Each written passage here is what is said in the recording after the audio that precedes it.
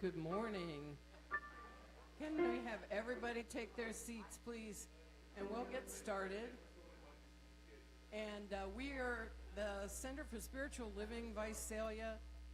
And it's a little chilly this morning here in Visalia. And we are all here to have a great service. My name is Lynn LaCours. I'm a member of the board here. And we will have a prayer to open our service from Reverend Susan. Thank you, everyone, and good morning. I'd like to start us off with just an invocation, a blessing for today and every day.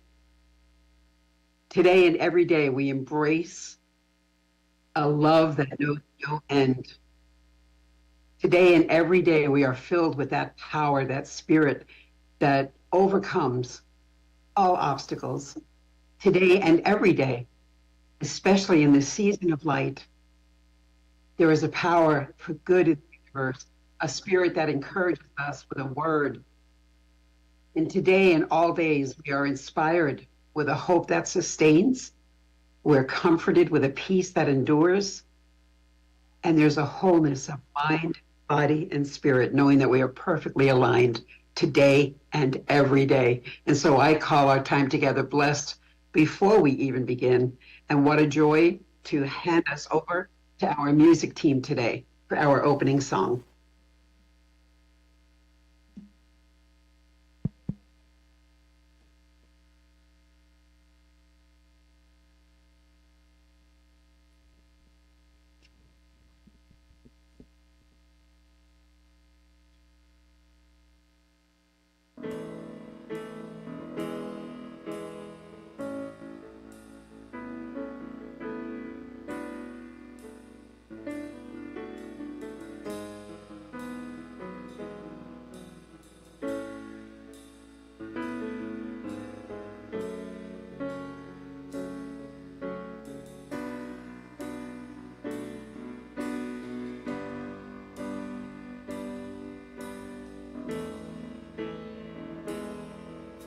The day we ride on this planet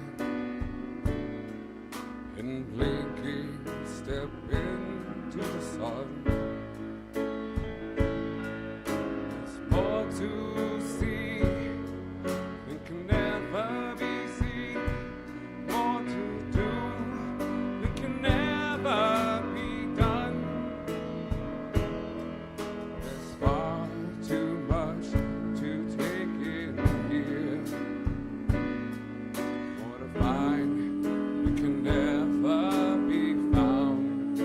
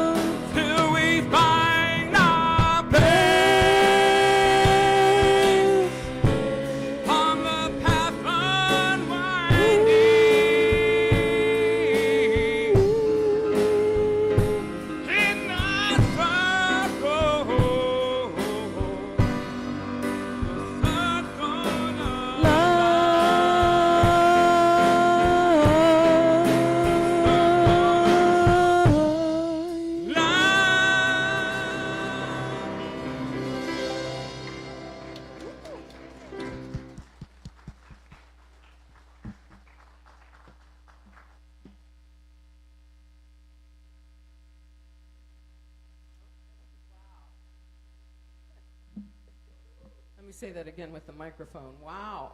Thank you so much, band. So let's have some announcements and some slides to go with those announcements. So today at 12 noon, we have a board meeting. Everybody is invited. You can attend here in the center or go to the website. You can log in on Zoom and be with us to find out all the happenings with the board.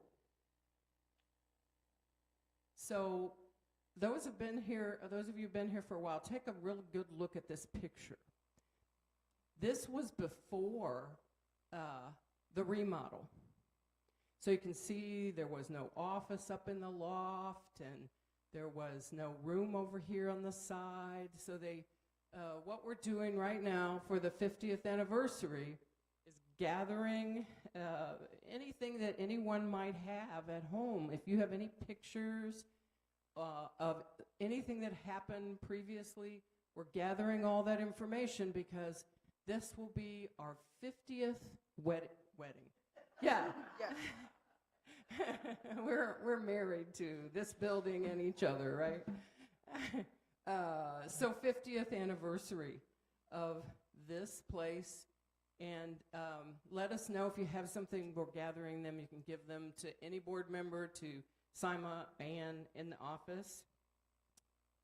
So next, we're having a Christmas caroling event. Can you come up, Donna, and explain that to everybody? It sounds like a lot of fun.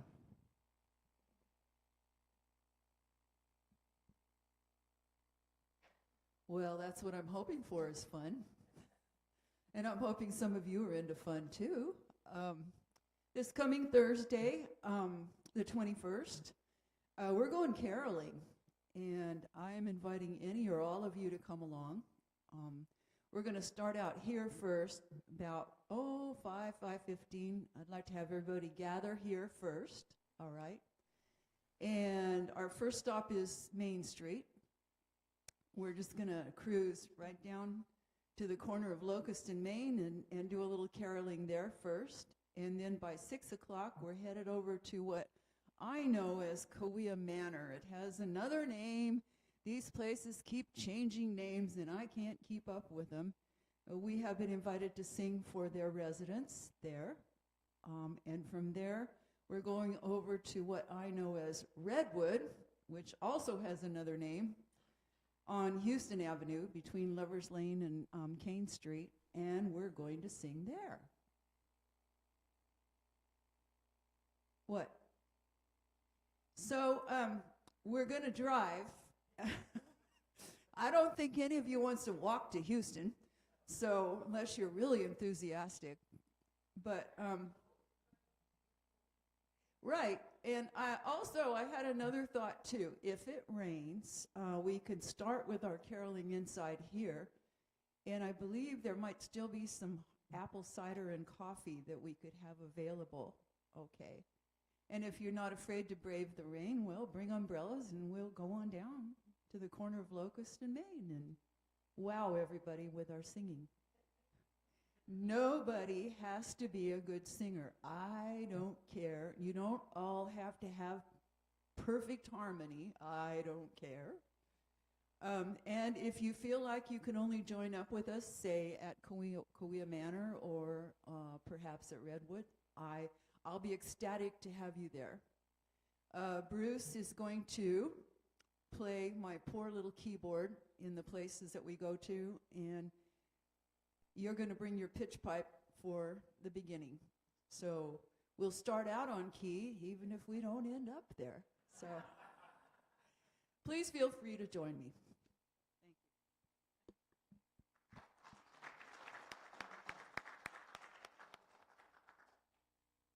So our next announcement is our guest speaker for Sunday, December 24th is Reverend Linda Finley. Most of you know who she is. And if you haven't had the pleasure before, she will be speaking here, and she's always such a joy. She's a lovely, lovely person. She was here originally. Her family's here, and every Christmas she comes back here to visit her family and always visits us. So just wanted to let you know that she is our speaker.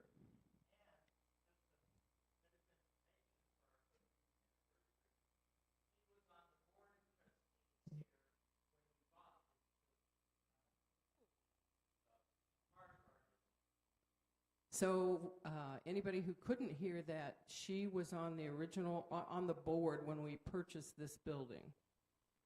And I hope we get to see everyone then.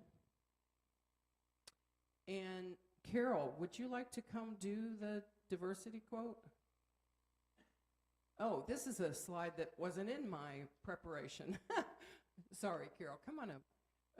We just want to thank everybody for your generosity, for everything that you all gave.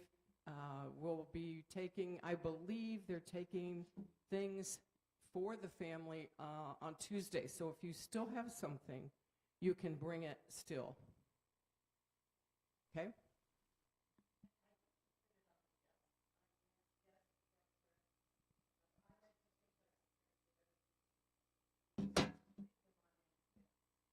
Perfect. We'll just leave them on Ann's desk. Thank you. Thank you.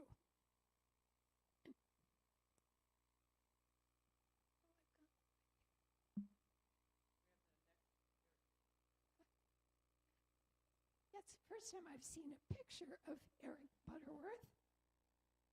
I'm a member of the Diversity Committee, and usually we're looking for quotations from well-known, or possibly not even well-known, people from different cultures, different ideas, different religions, different anything that shows that we're all one. And today I picked our subject is wholeness for the whole month. The subject is wholeness. And I ended up picking someone who is not very different from us. In fact, I will tell you, he was, Eric Butterworth lived from 1916 to 2003, and he was a unity minister, an author, radio personality, theologian, philosopher, lecturer, and he knew Ernest Holmes. He said he had a great deal of respect for Ernest Holmes. Now, Ernest Holmes was quite a bit older than he was. Ernest Holmes died in 1960. So Eric Butterworth had another 40 years to live. But those two both took inspiration from Thomas Troward. So those of you who have struggled through understanding Troward, Troward was an inspiration for both Eric Butterworth and our leading light, Ernest Holmes. Here is Eric Butterworth talking about wholeness. You are perfect idea and infinite mind. You are whole now, and this wholeness is the only way the universe knows you. So let us affirm wholeness.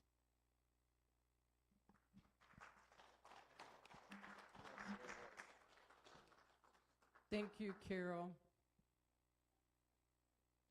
And now here's Janice. Oh, speaking of wholeness, wholeness is something that I've always believed in, and when I believe that I am whole, I can see the wholeness and the perfection in other people. I'm having a little trouble with my perfection at the moment, but it's okay. And it was funny, I was telling Bev, because I can't really climb the stairs very well right now, so I was telling Bev that I was going to, my husband kept telling me, you should just sit on the floor. Don't worry about climbing the stairs. And I'm thinking to myself, but the optics aren't good. And then I think to myself, who am I? A politician that will remain unnamed, that does not want any soldiers in any pictures or anything that aren't his idea of perfection. So here I am on the floor. It is perfect. Thank you. Okay, let's have the quote for the day. My awareness of my oneness with the universe, our planet, and every blade of grass inspires and guides me in my enrichment of the world. Let's say that together. My awareness of my oneness with the universe, our planet, and every blade of grass inspires and guides me in the enrichment of the world. And so it is. Oh, so if you would just take a moment, recognize the support that you are getting from the chair, from the floor, from the universe itself. And knowing that I am part of the universe. I am an important part. I am a unique part. There is no one like me, and there will never be anyone exactly like me. And what I know for myself, I know for each and every creature on this planet. During this holiday time, I recognize how important it is to set an intention of what I would like to be during this season of light. And I know that there are things that happen that may deter me from feeling this, but I recognize that I am truly love and light. And as I act that way, as each of us act that way, with compassion and love and caring, we can face all adversity, all lines in the stores, all traffic, recognizing that these things will pass, but who we are eternally and who each and everyone is eternally is that love, is that perfection of spirit. I am so grateful to have this opportunity to remind myself of the many gifts that I have been given, of my wholeness, of my creativity, all of those things that each of us share. And I know that our service today brings each of us closer to that love, that light, and the perfection of spirit. I release my word knowing that it is already so, and we say together, and so it is. And now we have another lovely, lovely music, more lovely music from the band.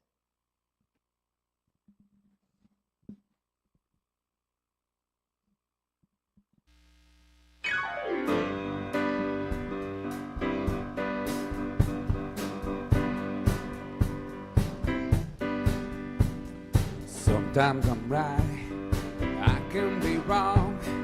My own beliefs are in this song.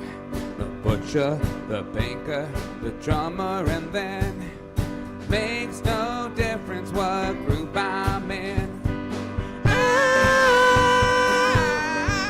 Everyday people. Yeah, yeah.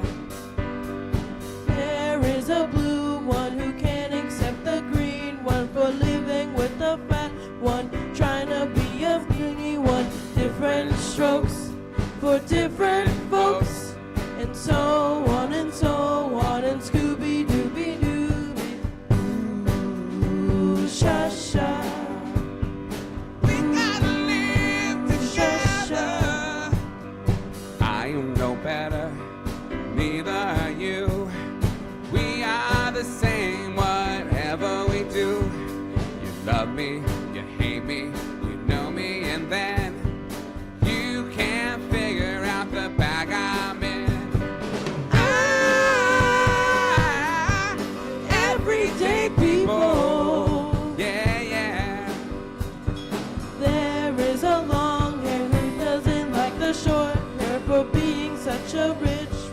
doesn't help the poor one.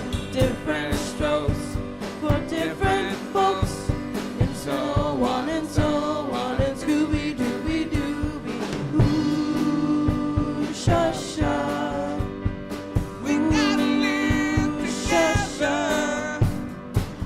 There is a yellow one that won't accept the black, one that won't accept the red, one that won't accept the white one, and different strokes for different strokes, so on and so on, and Scooby Dooby Doo.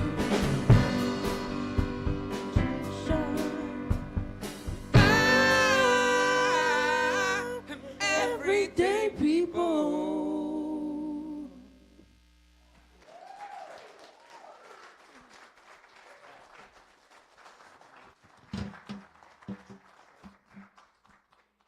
Good morning, everyone. You know it's going to be a good day when it starts with Sly and the Family Stone.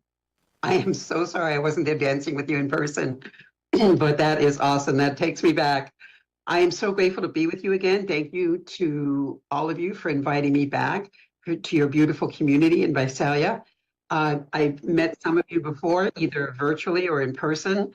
My name is Reverend Susan Overland, and I was the former associate minister at CSL San Jose. Oh, wow, probably from 2008 to 2012 through 2022. And then I left my position in December, and I am now a hospice chaplain. I'm finishing up my last two classes in the chaplaincy program, an interfaith chaplaincy program, and still serving our denomination on the Ministers' Council. And I'm just happy to have this conversation with you today. We're the whole month of December.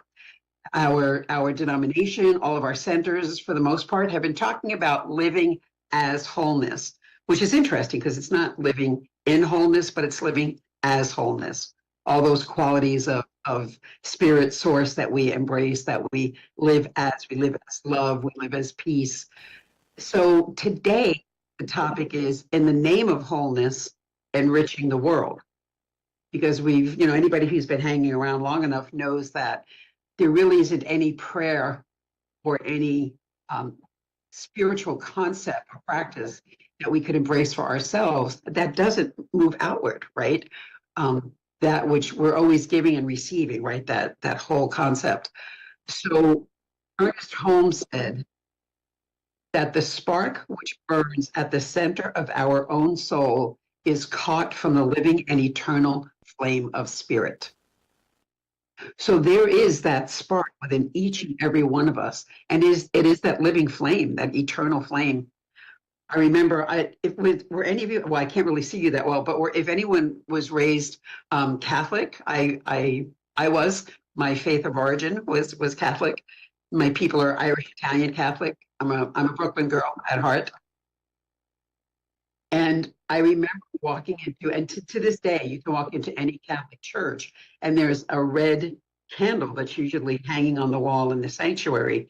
And that candle is called an eternal flame. It is always lit as a reminder that, except during Lent, but it's always lit as a reminder that Christ consciousness is always present. So I love words, and every time I'm working on a talk, I go immediately to etymology, and I found out that whole, the word whole, is actually from the Greek holos, and it means entire or whole. Basically, it's the whole thing, the whole enchilada.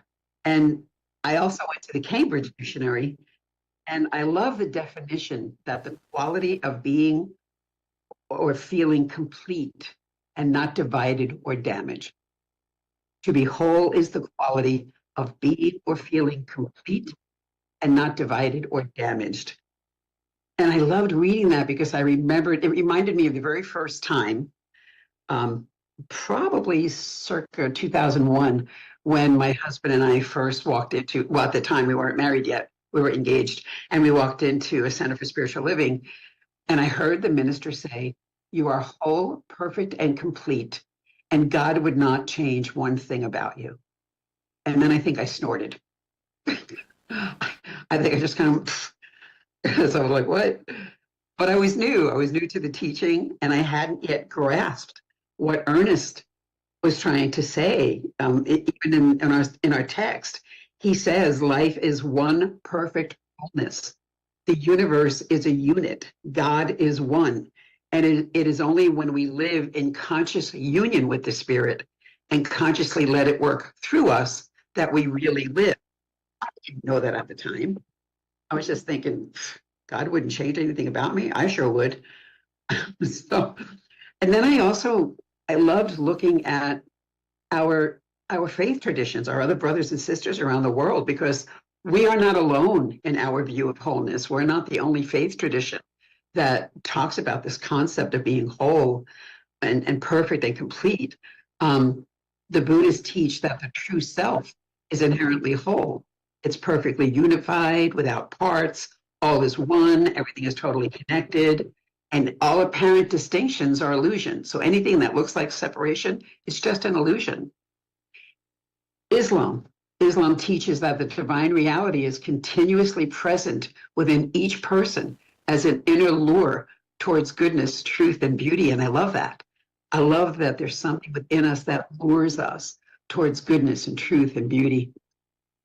Christianity in Thessalonians, there's 1 Thessalonians verse 5 says, may God himself, the God who makes everything holy and whole, make you holy and whole, put you together, spirit, soul, and body, and keep you fit for the coming of our Master. And then Judaism. Hebrew, there's a word that's called shelemut, Shelemoot, shelemut, wholeness. It's a modern noun that's based on the biblical root of shalem, not shalom, but shalem, which means complete and whole. So we're in good company, right, as citizens of this holy place. And it's an interesting time. It's an interesting time to be spiritual practitioners. And I know that there are licensed practitioners, but if you're sitting here and you're joining us on Sundays and you're practicing some kind of spiritual practice, you're a practitioner, right? We're practicing the science of mind. But we're also midwives. We're being called, we're being charged with holding the world at this time, well, all the time really, but in the light of peace, in the light of prosperity, perfect right action, divine action, and wholeness. And we share this love intelligence with the collective consciousness of humankind. You know, simply what that means? We do the work in the world. That's basically what that means. And that's what it means to be a citizen of this holy place. One of my favorite authors is Margaret Wheatley, and she wrote a book called Who Do We Choose to Be? And I love that she said that in these times that we're living in, those of us who consider ourselves spiritual beings, right? Having a human experience, but she said we're called to be warriors for the human spirit. So to perceive our world as whole and to enrich the atmosphere of a shared life, right? That wholeness within that we want to send outward, we must first cultivate that sense of wholeness within ourselves. We really do have to grasp that God would not change one thing about us. And to do that, we release perceptions of separation. We release a perception that there might be something insufficient or lacking in our own life. And we keep striving, we keep pointing to that true north where we hit that higher level of consciousness and we're able to share love and passion and share it with everyone. Not just the people who are always nice. That's the hook, right? So I was in a class, like I said, I'm one class away from being an ordained chaplain, so I'll have a dual ordination. And I was in a 4-day class on spiritual psychology, 4 straight days from 9 to 5 on Zoom, really, really exploring deep, deep stuff, right? Looking at imagining that we were like the tree of life, that your spinal column is the trunk, and then you've got these roots and these branches. And it was amazing. But I love that the facilitator, our instructor, she shared an acronym with us for whole, WHOLE. And it was wisdom, higher perspective, objectivity, love, and evolution, WHOLE. So I want to share with you, because she talked about spiritual wisdom. Let's take that first. And spiritual wisdom can be defined as the understanding and the knowledge that comes from a deep connection to our inner self and the divine.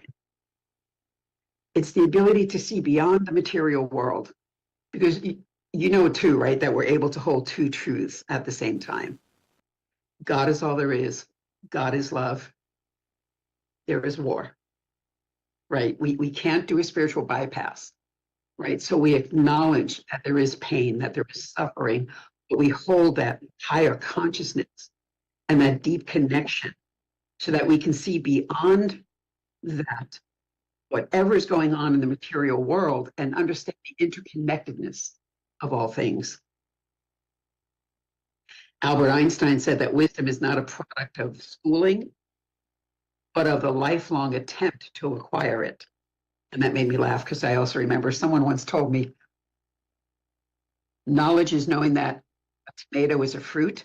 Wisdom is not putting it in a fruit salad. I thought that was funny too when I heard it the first time.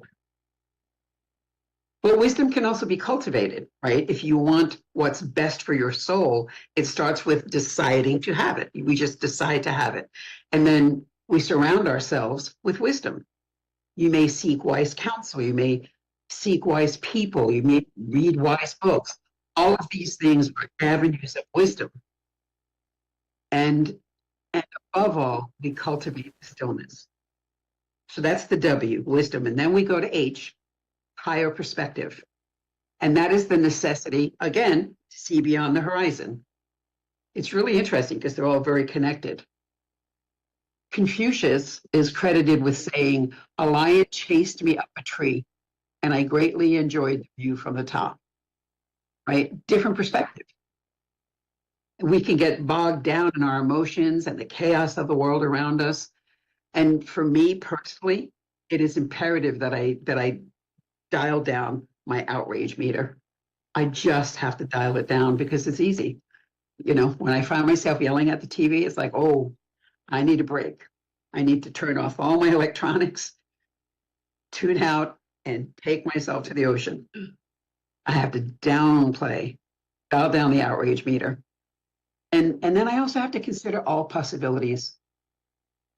One of the things that I've adapted as a mantra, again, thanks to some very wise teachers, is that striving to stay curious and teachable. Curious and teachable. Even when I'm up against something or someone that I absolutely don't agree with, I dial down the meter and I say, I don't share that perspective, but I'd like to hear more about your point of view. I think that's how we do it. That's how we become these ambassadors in the world, these midwives who are birthing that world that we want that works for everyone. So that's higher perspective. The next one is O, objectivity. A little bit similar, right? Ernest Holmes in our text wrote, "Through that which we call our objective or conscious mind comes what we know of God and life. The objective or conscious mind is the spiritual mind for which we've been looking, but it's not fully developed." So I'll add to that as well that our human minds are very insistent mechanisms. I don't know about you, but that is a busy place up there for me. And it is crowded, and it is loud, and it is noisy, and my mind wants me to believe everything that it says is true, and my mind wants me to believe that I am my thoughts, but I'm not. I'm not my thoughts. And neither are you. We're something else. Otherwise, if that were true, how could I even notice how crazy sometimes my thoughts can be? I try very hard not to travel above my neck alone. It's not a good neighborhood sometimes. It's really not. And in Hinduism, there's a Sanskrit word called sakshi, Sakshi, which simply means the witness. And I love that word because what they're saying, it's a very simple idea. It's an idea that you can assume when we're talking about objectivity, it's about who you really are apart from the demands of your rambling thoughts. Me too. Sakshi can suddenly shift your perception and your perspective because it's the witness that pays little or no mind to the mind. It's not paying attention to the mind. It applies no labels or judgments. It is the simple, pure awareness that looks upon all things with a graceful acceptance, with an objective compassion and an intuitively analytical eye. So it's going back to that, that happened. And just really trying to come at it from an objective space. And then there's L, love. It's all there is. Love thy neighbor as thyself. Melody Beattie wrote a book, you might have read it, I read it years ago, called Codependent No More.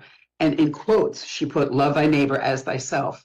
The problem sometimes is that we do just that. Many of us wouldn't dream of loving or treating other people the way we treat ourselves. And boy, she's got a point. That critical self-talk will accumulate over time, and I can promise you that you cannot give that which you're unable to receive. So this one little letter L here comes with homework, because I really want to invite you, maybe over this holiday season, to make a list. Imagine that you are creating a spiritual resume because you're applying for a job at gotgod.com. And you want to get hired. St. Peter's retiring, and you want to get hired as, the next right-hand person. So I want you to think about what qualities you would list for yourself. What is it you love about yourself? In fact, you could pick one thing right now and say it out loud on the count of 3. 1, 2, 3, my humor. And that's, you've got the first one. And continue making your list. And even during the holiday gathering, wouldn't it be lovely to go around the room after the presents are all open, maybe you're having dessert, and just ask each person, hey, let's all share one thing that we love about ourselves. And then lastly, the E, evolution. We know that evolution is a gradual development from one form to another, often from simple to complex. So we can keep developing and evolving our spiritual or divine nature by moving through the stages of consciousness. And when we do that, we become motivated by the non-egoic self, that small s self, and we can keep moving towards that capital S self, right? And there's several ways of doing that, by the way. It may be about decluttering. That is my number one goal for 2024. But it's not just our lives, right? It's decluttering our minds too. It's examining our beliefs and making sure we're intentional about our beliefs. It's spending more time outside, sit under a tree, walk barefoot in the grass or by the seaside. Take care of yourself, eat good food, rest, play, balance, and learn to let go. And that's how we keep evolving that spiritual, that divine nature. So that's the whole acronym: wisdom, higher perspective, objectivity, love, and evolution. You've already had a spiritual awakening of some kind, or you wouldn't be here. I mean, it's the week before Christmas. There's lots of places you can be today. And I'm so grateful that you're here with us. And the world we're living in right now needs us to remain awake. So you've had that spiritual awakening. The key is not to go back to sleep spiritually, so that we might be those warriors of the human spirit. I hope that is a helpful thought for you to take this solstice evening. I want to leave you with one thing, a quote about the solstice from Dasha Avalin. She wrote, after the longest night, tomorrow we sing the dawn. There is a rejoicing that even in the darkest time, the sun is not vanquished. As of tomorrow, the days begin to get longer as the light of day grows. And while the gentle winter sun slowly opens its eyes, let us bring more light and compassion into the world. Let's take a deep breath. Thank you, my friends. And I will turn it back to our music team. Yes.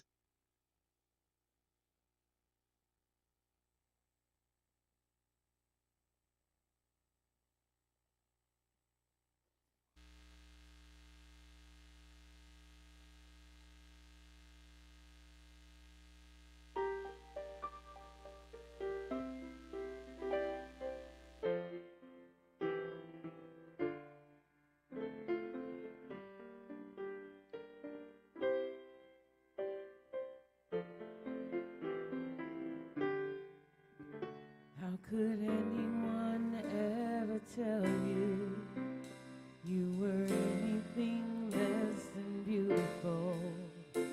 How could anyone ever tell you you are less than whole? How could anyone fail to notice that your loving is a miracle? How deeply you're connected to my soul. How could anyone ever tell you you were anything less than beautiful? How could anyone ever tell you you were less than whole? How could anyone fail to notice that your loving is a miracle? How deeply you're connected to my soul. How could anyone ever tell you you were anything less than beautiful? How could anyone ever tell you you were less than whole? How could anyone fail to notice that loving is a miracle? How deeply you're connected to my soul. How deeply you're connected to my soul. How deeply you're connected to my soul.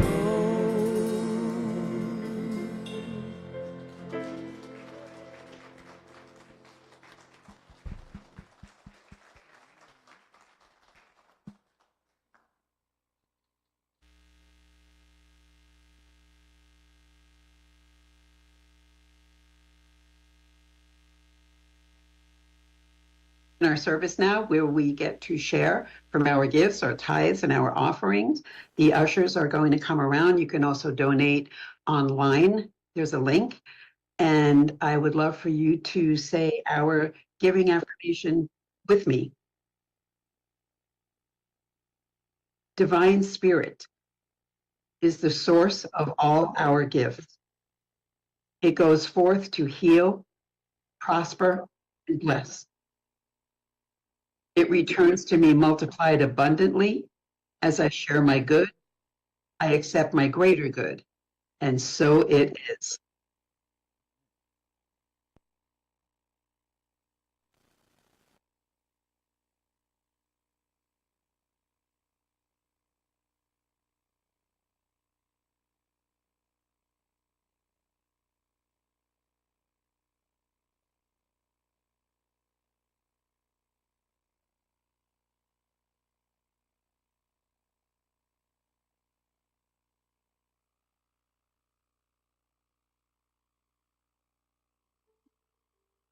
And as we bless the gifts that have come forward, our musicians are, I believe, going to play the peace song. And I hope that wherever you are, whether you're virtual, whether you're there in the sanctuary, that you sing it out and let that peace flow from you to all of our brothers and sisters around the world.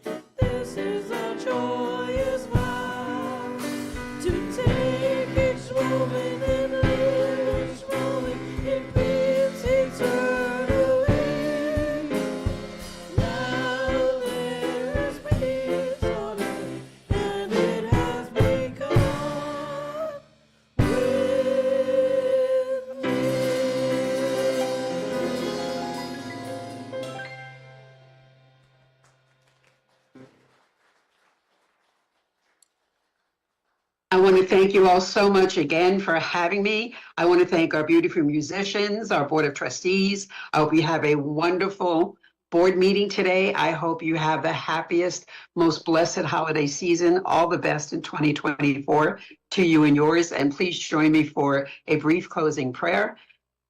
I recognize the power and presence that is indwelling as me, as my higher self. It shows up as wisdom and higher perspective and objectivity and love and spiritual enlightenment, creating wholeness within and emanating outward. I embrace gratitude for spirit and its expression in my life and yours. Our lives are an expression of love, peace, joy, vitality, and abundant blessings, and I'm deeply grateful. And I declare that the law is acting on my word and that all is well and all shall be well. And I invite you to anchor this service, this week, this holy time, this solstice, by saying, and so it is. Blessings, everyone.